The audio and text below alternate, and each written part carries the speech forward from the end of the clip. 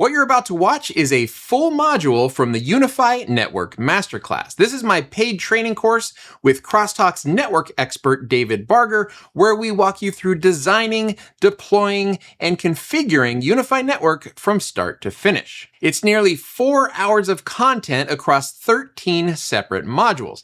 And so far, the response has been awesome. We've already received many 4- and 5-star reviews from our students. This particular module covers network fundamentals. We're talking about the OSI model, the difference between LAN and WAN, layer 2 and layer 3 switching, MAC addresses, subnetting, CIDR notation, all of the foundational stuff that you need to understand before you start building out a UniFi network. So please enjoy this free preview, and if you want to check out the full course, head on over to masterclass.crosstalksolutions.com. All right, without further ado, please enjoy our UniFi Network Masterclass, Networking Fundamentals.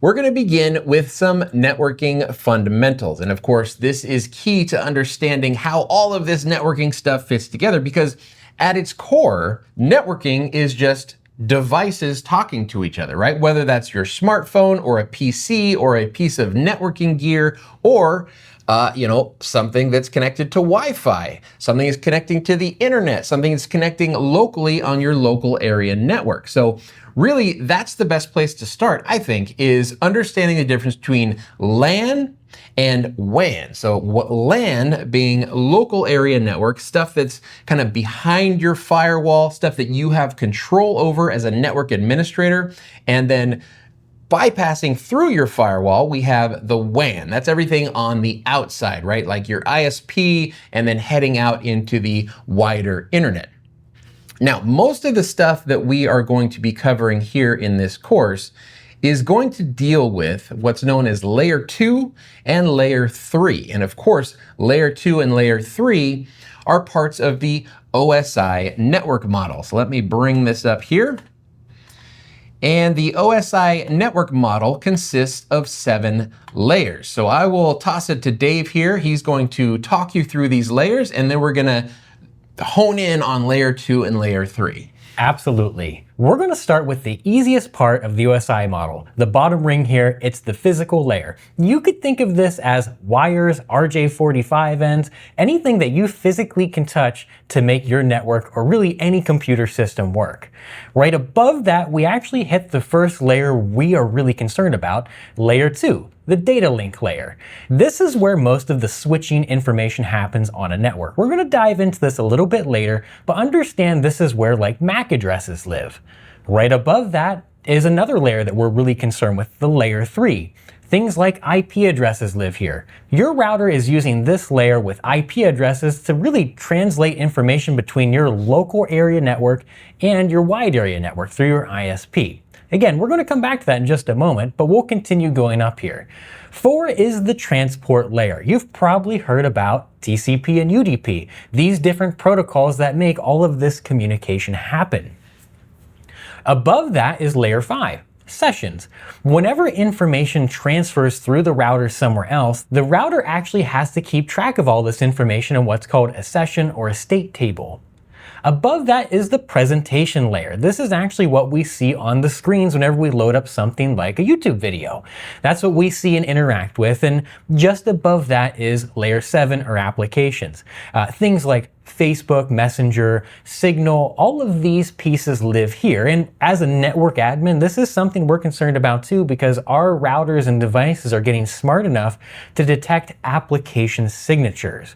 Now, with all of that, like I said, we're really going to hone in on the 2 main components, layer 2 and layer 3. So now we'll actually talk about layer 2 and MAC addresses. Yeah, and if you think about the way that I like to think about layer 2 and layer 3 is layer 2 is your switching layer, right? So that's where your switches live, but you might get confused by that because you say, wait a minute, I've heard of layer 3 switches. Yeah, so what's the difference between a layer 2 switch and a layer 3 switch? Well, a layer 3 switch is still a switch, except it has some level of routing capabilities built in. So for example, if you need to go from one VLAN to another, that can happen inside the switch itself without those packets having to go all the way back to the firewall for the firewall to say, hey, no, you need to go over here. Yeah, and a little bit more about that, a switch is very efficient at handling traffic, actually much more efficient than a router. It has something called an ASIC on board, which allows it to really efficiently submit traffic over 100 gigs per second. All right, so we're gonna start though with layer 2. Oh, by the way, if if you guys are looking for some mnemonics to help you remember these various layers of the OSI network model, we've got a couple here. My favorite one is, please do not throw sausage pizza away. And as we can see, I don't know why our little AI image pulled up Danny DeVito here, but I don't know. There he is. Another one that you could potentially use to remember the layers of the OSI model, please do not touch Steve's pet alligator. Although, we don't know who Steve is, do we? No, and I don't know his alligator either. Okay. All right. So moving on, layer 2 has to do with MAC addressing. And if you guys, I'm sure you've seen MAC addresses. They are a part of every single piece of network gear that you've ever worked with. Every Ethernet port has its own MAC address. Every smartphone that's connecting to Wi-Fi does that with a MAC address. And it's a way that at a layer 2 level, the network understands which device is talking to the network. A lot of the times we think of this as like a burned in identifier for a lot of pieces of network gear. You can change these if you're rather tech savvy, but let's say for example your laptop, whenever you open it up from the factory, it has a MAC address set to it. This is the same for everything. Whenever we look at a MAC address, we generally break it down into 2 sections, kind of right down the middle. The first piece is the OUI, or the Organizationally Unique Identifier. Every manufacturer has one of these. They apply to some authority that gives them this.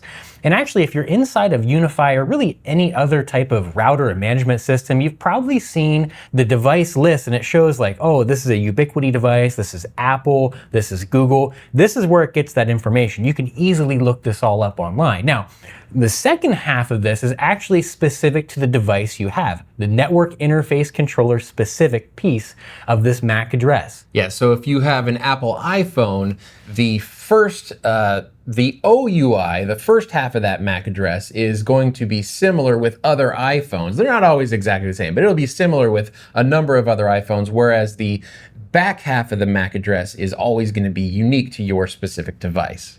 And then, of course, to throw a wrench in the works, some things like iPhones actually generate a random MAC address when they connect out to wireless and stuff like that, which sometimes can wreak havoc on the network. Yeah, exactly. If you're the network administrator and you're trying to make rules based on a MAC address and some device that you're trying to track, for some reason or another keeps changing it, you're going to have a problem. And the only way around that is like some organizational level, like an MDM controller that turns that off. But yeah, you're right. That can be a little bit of a pain.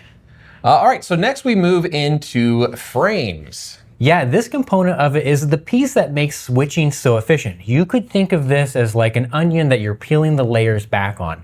We'll actually start maybe in the middle of this. We have a piece of data that we want to send over the network, maybe a single frame from a video stream of some type.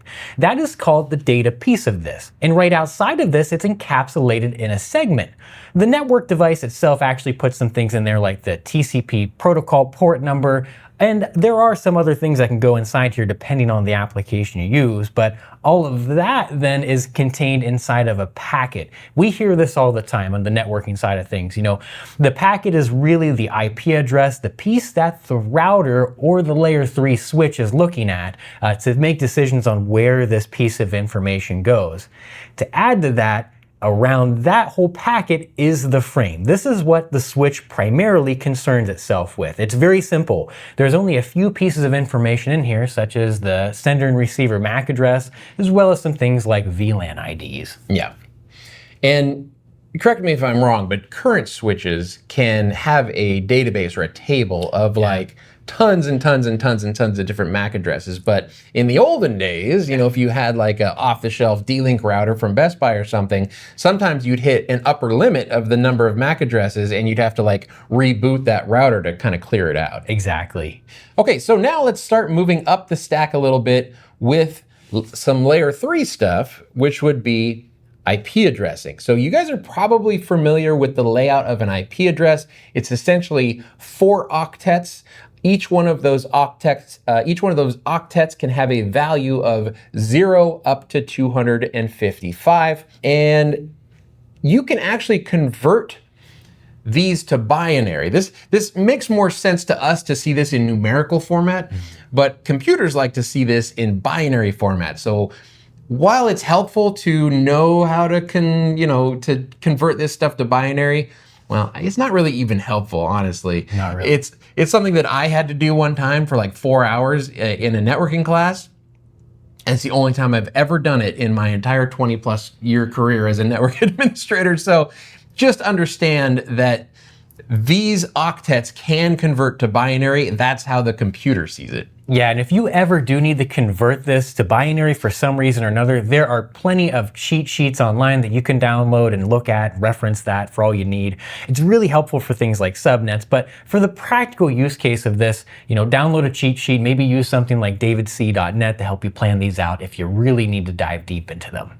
All right, and then next we have the subnet. So there's a couple of different ways that we can denote a subnet. One of the ways is like 255.255.0.0, right? And that's basically saying the first 2 octets in this case are the network portion and the back 2 octets are the host portion, or basically how many available IP addresses are there for your devices versus how is the network itself chopped up.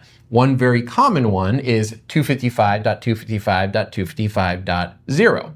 When you have a subnet of 255.255.0, that is essentially just the last octet available for your devices from 0 to 255. There is another format that is more common these days called CIDR format, CIDR. And that same notation, 255, 255, 255.0, now instead is just /24. And the /24 denotes the size of the subnet. And again, there's some really great tools out there. In fact, why don't we take a look at the David C tool and we'll walk through some examples of how you can chop up a subnet into smaller pieces. The David C subnet calculator is a great resource to really reference whenever you're trying to size up a new network. I show this to all of our clients who are kind of unfamiliar with how subnetting works. So if you go to the davidc.net website, we can see right across the top is a basic subnet. 192.168.0.0/16. That's a rather large subnet, but if we look down below, we can see a few things. So the first thing is the subnet address, actually how you would write this out in CIDR notation. Beside that, you see the range of addresses. This is actually the entirety of this subnet. Right beside that is the usable IP address ranges, because we know there's a few IP addresses set aside that we can't use to assign the devices. Think of, maybe the gateway is one of these, but more importantly is the broadcast IP address at the end of the subnet that we can't use. Right beside that is just an example of exactly how many hosts you can have here. 65,534. Now here's what makes David C's subnet calculator kind of a game changer. We can see the /16 right here, but we can divide this out. So if you split a /16 right down the middle, we get 2 /17s.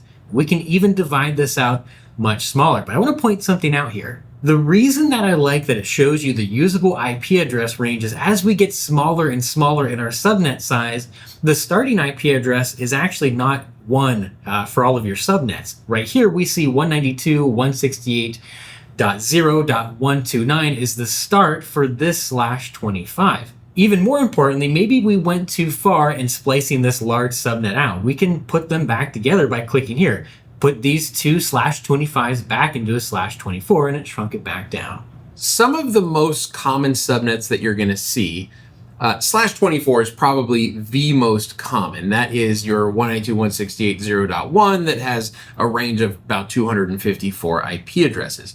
That's the most common because that's what comes as standard on almost every single router that you ever purchase.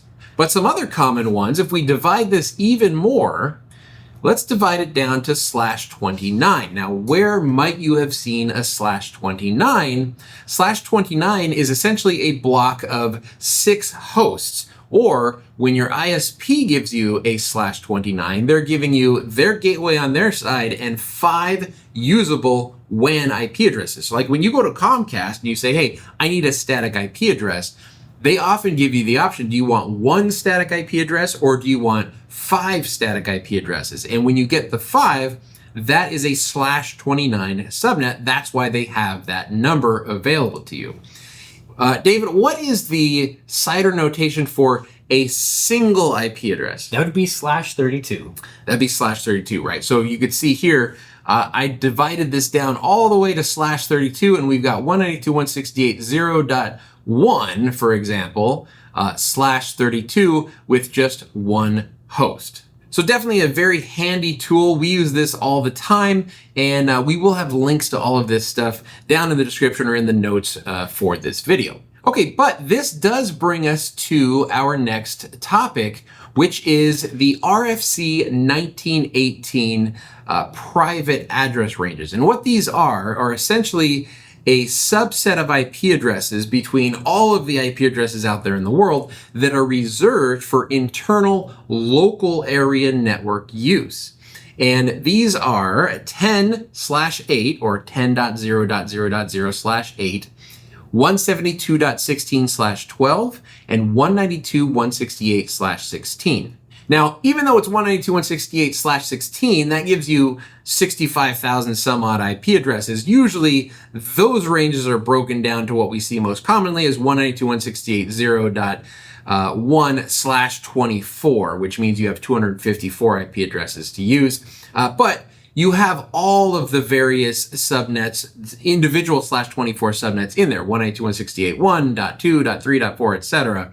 And you can pick and choose which ones you want. In fact, when we set up networks, we typically don't go with 192.168.0 or 192.168.1 because those are very, very common, and sometimes they cause conflicts with a site-to-site VPN, or for example, if you put a Starlink on the outside of your firewall, that is a 192.168.1, and then if you have a 192.168.1 on the inside, your firewall doesn't know how to handle that, having the same network schema or network subnet on both sides. So it can't really route that. We've seen that at Rogue Support a couple of times, people calling with, I don't know how to, my Starlink's not working, but it's just that they're using the same subnet on the inside as they are on the outside. Anything else to add to RFC 1918? Yeah, they're great addresses to remember as a network admin. That way, whenever you're looking at a device, you know immediately whether it's a public IP address or a local IP address. And make sure if you're working with a new enterprise router, some of them will actually let you use non-RFC 1918 addresses on the LAN side. That will cause issues. Say, for example, you use Netflix's public IP range internally. When you go to load up the latest Netflix series, it's not going to work because your router's thinking Netflix lives beneath your router. All right, so finally we wanted to talk about a couple of very common network services. If you've had any experience in networking whatsoever, you've probably already come across these. DHCP and DNS. These are going to be services that you touch on almost every single network that you ever configure. So what are they? DHCP is the Dynamic Host Configuration Protocol. Essentially what this is a way to automatically assign IP addresses within a given subnet range to the devices that connect into that network. So for example, if you plug a computer into a network via its Ethernet port, it's going to say, hey, I'm here, I need an IP address. And the service that resolves that and says, oh, I hear you, here is an IP address that you can use, that is DHCP. And we're going to dig deep into DHCP when we go through our network configuration in UniFi. And DHCP is also handy for other things such as handing out information to your clients like an NTP server or TFTP server information. That's a little bit beyond the scope of what we're talking about right now, but that is also part of the DHCP service. The other one we want to talk about is DNS, and that is Domain Name System. And essentially, this is a way to convert a friendly name, also known as an FQDN or fully qualified domain name, into an IP address. And most commonly we see this used on the internet, right? If you want to go to www.google.com, it's much easier to remember as humans google.com than it is to remember the IP address of every single website that possibly exists out there. But it's also potentially a big problem if DNS is not working. You've heard the phrase, it's always DNS. Yep. A lot of times if something's not working, you can't get to something on the internet, DNS is the culprit. All right, so that is enough about the networking fundamentals. Make sure you guys know this stuff back and forth because it's really, really important when it comes to delivering a solid and secure and reliable network. But next, we are going to get into some deployment planning.